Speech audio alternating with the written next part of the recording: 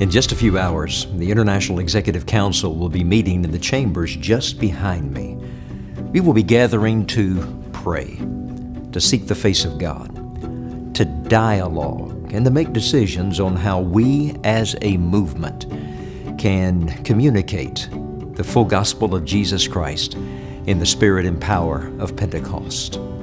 More than ever before, I am convinced that in order to do that effectively, we must be one. One Lord, one faith, one mission.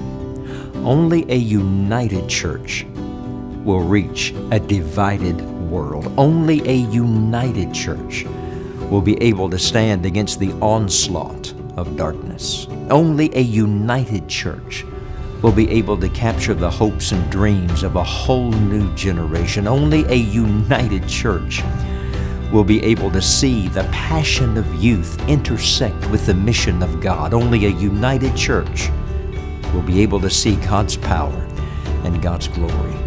The agenda that will claim our attention will include a reflection on the General Assembly which occurred just a few months ago in Orlando, Florida. We will not only be talking about the decisions that were made and the messages we heard, but we will also pay particular attention to the event itself. What were the strengths? What were the weaknesses? And what are the opportunities that we will have as we approach next year, the General Assembly in Nashville, Tennessee?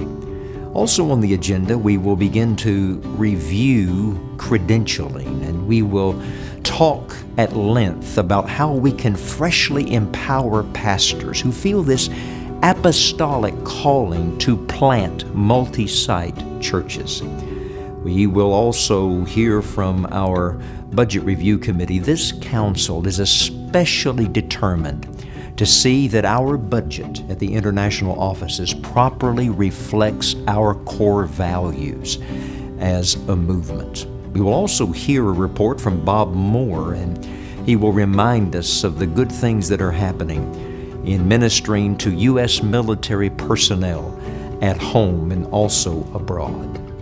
I cannot begin to tell you how hungry I am to see a revival of righteousness. Only the pure in heart, the Scripture tells us, will see God. Only those with clean hands and a pure heart will be able to stand in the presence of God. I desperately want that for our movement. So I ask you to pray. Pray for me. Pray that God will give me ears to hear what the Spirit is saying to the church.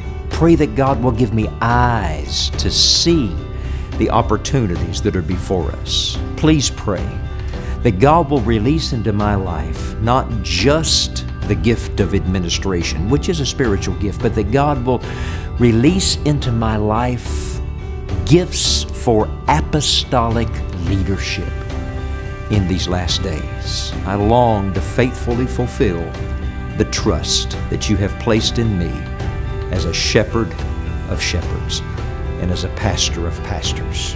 So God bless you, and thank you for your prayers as we move together as the Church of God.